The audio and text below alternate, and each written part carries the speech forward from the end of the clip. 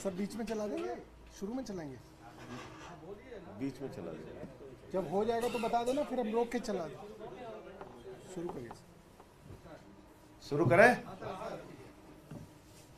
सभी पत्रकार बंधुओं को नमस्कार। मुझे लगता है आज के बाद एक सवाल बंद हो जाएगा कि आप लोगों को यह शंका क्यों होती है कि ईडी के छापे के बाद आपकी पार्टी टूट सकती है, आपके विधायक टूट सकते हैं। यह शंका क्यों होती है आपके मन में? यही सवाल हमसे बार बार पूछा जाता था और पहले दिन से भी हमने कहा, एक ही बात कहा कि अरविंद केजरीवाल की गिरफ्तारी के पीछे आम आदमी पार्टी को तोड़ने की मंशा है। अरविंद केजरीवाल जी की गिरफ्तारी के पीछे आम आदमी पार्टी को खत्म करने की मंशा है।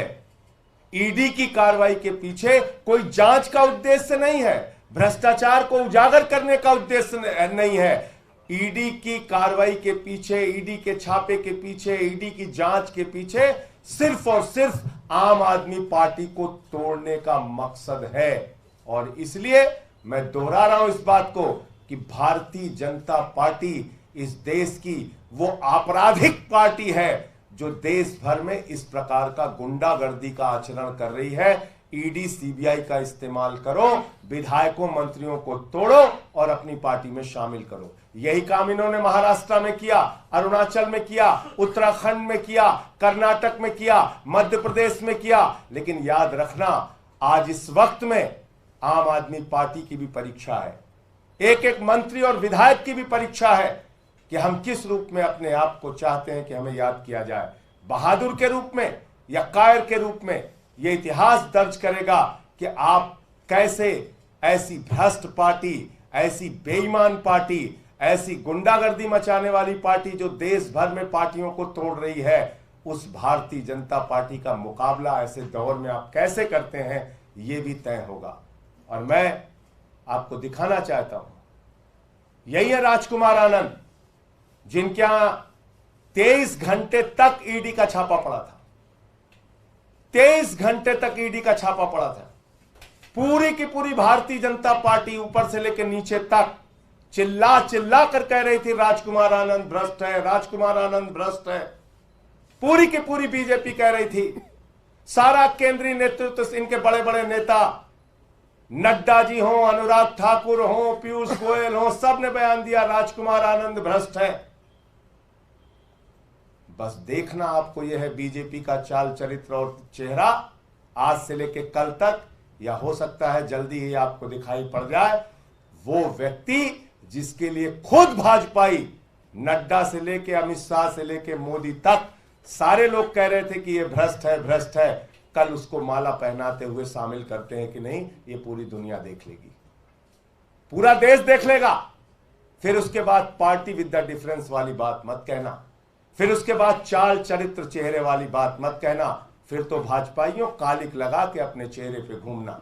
तुम्हारा कोई चरित्र नहीं है, कोई चरित्र नहीं है, तुम्हारा एक ही चरित्र है, पार्टियों को तोड़ो, सरकारों को गिराओ, लोकतंत्र को खत्म करो, संविधान को खत्म करो। लेकिन तुमसे आम आदमी पार्टी के जो निष्ठावान कार्यकर्ता हैं, जो हमारे विधायक और मंत्री हैं, ठीक है कुछ लोग इस लड़ाई में पीछे हटेंगे, हम जानते हैं कुछ लोग इस लड़ाई में पीछे हटेंगे, कुछ लोग टूटेंगे, किसी का मनोबल कमजोर होगा, लेकिन लंबी तादाद, बड़ी तादाद उन लोगों की है जो इन परिस्थितियों का मुकाबला करेंगे। साथी मनीष सिसोदिया जी हों, सत्येंद्र जैन जी हों, अरविंद केजरीवाल जी की गिरफ्तारी के बाद भी पूरी की पूरी पार्टी एकजुट है, लामबंद है। किसी को आप बताइए, हमसे सवाल पूछते थे टीवी चैनल वाले, कहां से आपके विधायकों से संपर्क कर लिया गया, किसको तोड़ने की कोशिश की गई, कैसे आप हवा हवाई बातें करते हैं? पता चल गया ना कि हम हवा हवाई बातें कर रहे थे, या भाजपा की मंशा यह थी कि केजरीवाल को गिरफ्तार करो और पार्टी को तोड़ो। हम तब भी सच थे, आज भी सच है और आगे भी सच रहेंगे और उसी सच्चाई के साथ करेंगे। आतिशी जी ने जब आरोप लगाया, जब सौरभ भारद्वाज जी ने आरोप लगाया, जब यहां बार बार इन लोगों ने कहा, हमारे माननीय मंत्रियों ने, कि ये सब खेल चल रहा है बीजेपी वालों का, एक मीडिया वाला यकीन नहीं कर रहा था। सब हमसे उल्टा सवाल पूछ रहे थे। कल जब तस्वीर देखिएगा तो मैं मीडिया के मित्रों से कहना चाहता हूं, इतना साहस जरूर दिखाइएगा कि नड्डा से पूछिएगा कि जिस व्यक्ति से आप कह रहे थे 23 घंटे की ईडी की छापेमारी के बाद कि यह भ्रष्ट है, उसको आज आप कैसे भारतीय जनता पार्टी का पटका पहना रहे हैं। यह सवाल तो बनता है मीडिया के मित्रों। और देखूंगा कल अगर ये बीजेपी में राजकुमार आनंद जी शामिल हो रहे होंगे तो आपकी ओर से ये सवाल पूछने का साहस कौन सा चैनल और कौन सा मीडिया करता है, ये जरूर हम लोग भी देखेंगे, क्योंकि सवाल तो हमसे बार बार पूछे गए। अब ये थोड़ा सा इनका देखिए, जिस दिन छापा पड़ा था, यही चलाओ, ये बीजेपी का बयान आया था उस दिन। आम आदमी पार्टी और केजरीवाल जी को समझना चाहिए कि आज धरने और ड्रामे का समय नहीं है, आज अपने दायित्व को निभाने का समय है, जांच में हिस्सा बनने का समय है, विक्टिमहुड कार्ड नहीं, भ्रष्टाचार का रिपोर्ट कार्ड देने का समय है। बस रोक दो। और जो पार्टी ये भ्रष्टाचार का रिपोर्ट कार्ड मांग रहे थे जिस दिन ईडी का छापा पड़ा था राजकुमार आनंद पे। तो और बाकी क्योंकि सरकार के वरिष्ठ मंत्री हैं सौरभ भारद्वाज जी, इनको बीच बीच में जब मैं उस वक्त जेल में होता था तो जेल में टीवी जो चलती थी समाचार देखता था, बहुत सारी सच्चाई का खुलासा पहले भी ये कर चुके हैं। मैं चाहूंगा आपके सामने विस्तार से अपनी बात रखेंगे। संजय जी ने जैसा कहा, आज पार्टी के लिए वो क्षण है जिसमें कहा जाता है कि हमने कहा था, हमने बताया था, बार बार बताया था। अरविंद केजरीवाल जी को गिरफ्तार करने के पीछे पार्टी को तोड़ना और दिल्ली और पंजाब की सरकारों को गिराना, ये मंशा है। और ये बार बार अरविंद केजरीवाल जी कह रहे थे।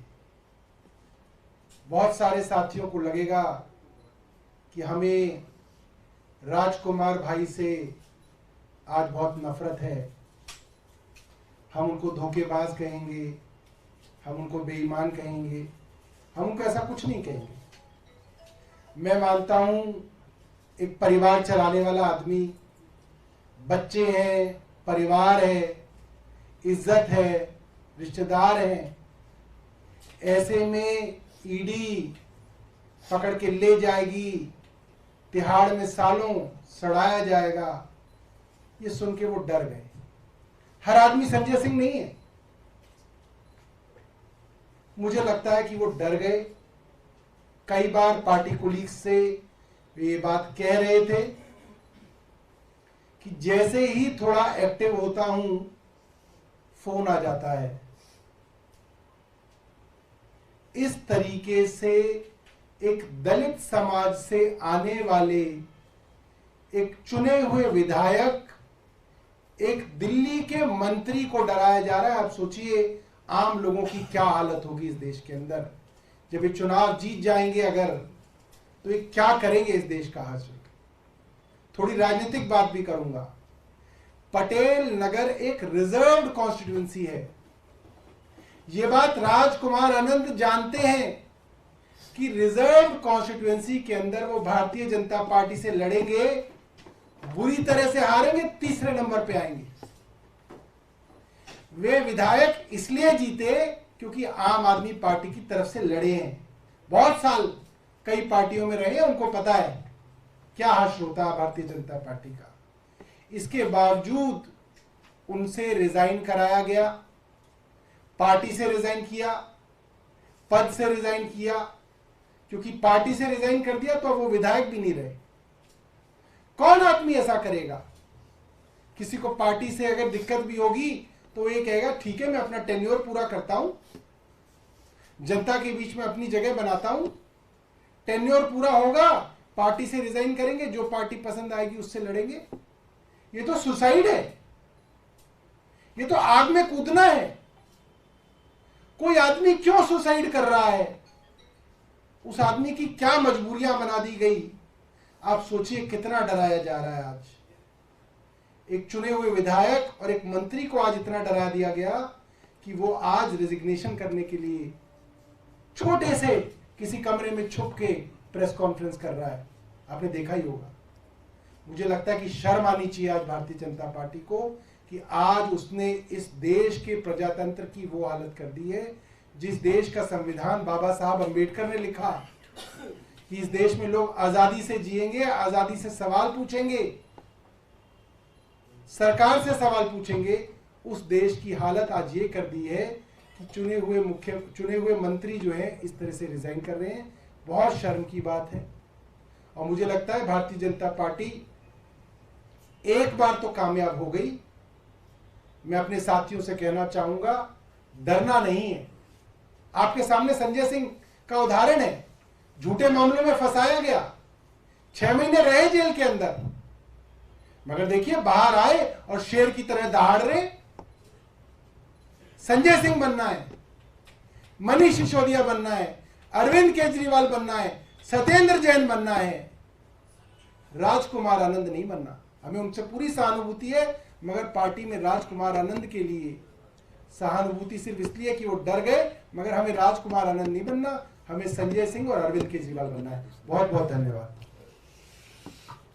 एक इसमें जानकारी और मिली है, चाहे आप लोग कंफर्म कर लीजिएगा, कि उनके आसपास के लोगों ने यह भी बताया कि संभवतः 12 अप्रैल का ईडी का नोटिस भी उनको मिला था।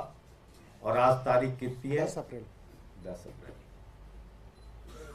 अभी मंत्रिमंडल में कौन नया मंत्री होगा? आरोप लगा के कह रहे हैं कि अब जिस सपने के साथ वो आए थे बाबा साहब के सपने के साथ, वो आप लोगों ने पूरा नहीं तो किया। 23 घंटे की छापेमारी के बाद क्या बोला था उन्होंने, वो भी सुनाइए भाई, लाइए हम सुना देते हैं। दिल्ली के समाज कल्याण मंत्री राजकुमार आनंद हमारे साथ हैं, जिनके घर से ईडी की टीम 22-23 घंटे की छापेमारी के बाद निकली है।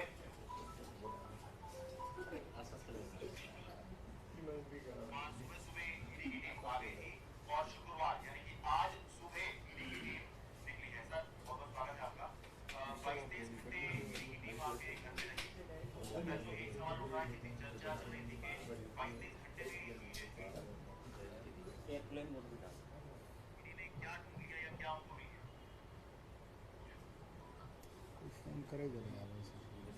इसका लाइव चला था। लाइव चला दे बहरहाल।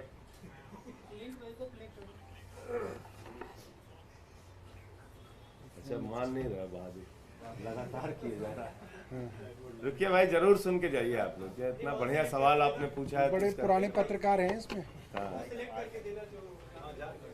अच्छा सौरभ जी, एक टेक्निकल चीज फंसेगी। अभी पहले ये सवाल होने इतनी चीजें मत फंसाओ, इसका फंस रही है ना, इसलिए जो चिंता है उस पर चिंता करो।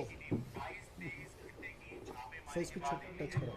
सुबह ईडी की टीम आ गई थी और शुक्रवार यानी कि आज सुबह ईडी की टीम निकली है। सर बहुत बहुत स्वागत है आपका।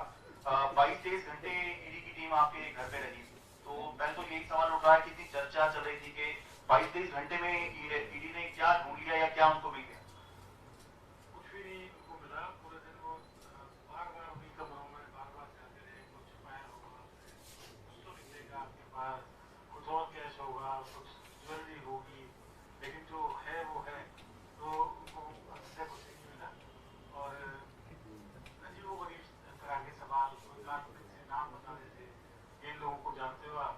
मेरे भाई ने तो सुना ही पहली बार है नाम।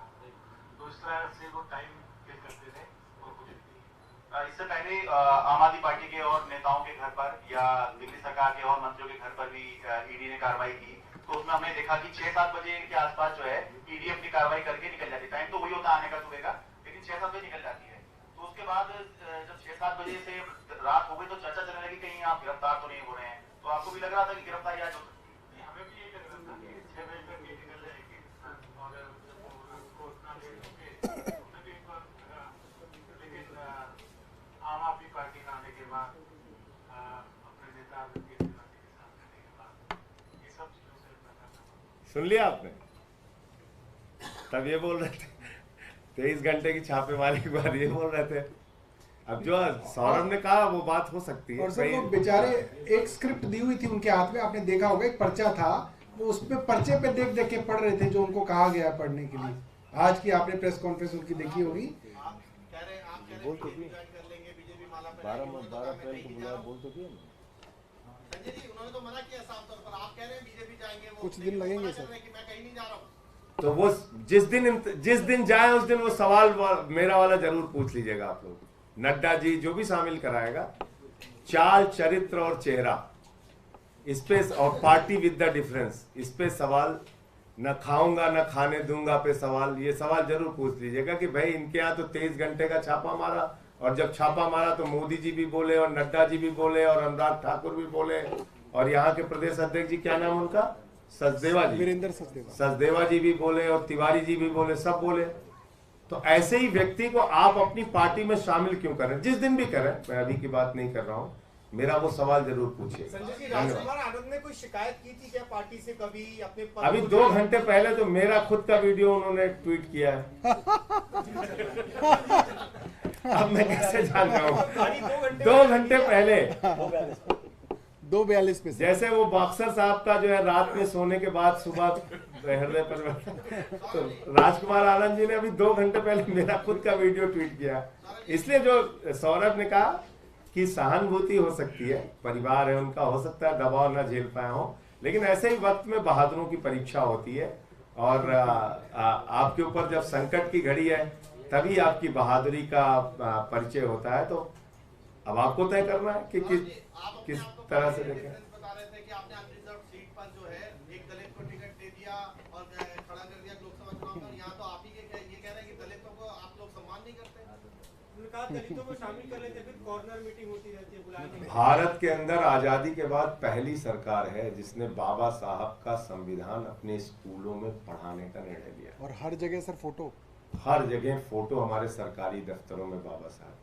और अनरिजर्व पे रिजर्व आदमी, अनरिजर्व पे रिजर्व अकेले यही नहीं, कई स्टेट्स के चुनाव में हमने ये दिया। और दूसरी बात ये है कि एक चीज बताइए, शिक्षा फ्री, स्वास्थ्य फ्री, बिजली फ्री, पानी फ्री, बस की यात्रा फ्री, इसका लाभ सबसे ज्यादा किसको होता है, समाज के वंचित तबके को इसका सबसे ज्यादा लाभ होता है।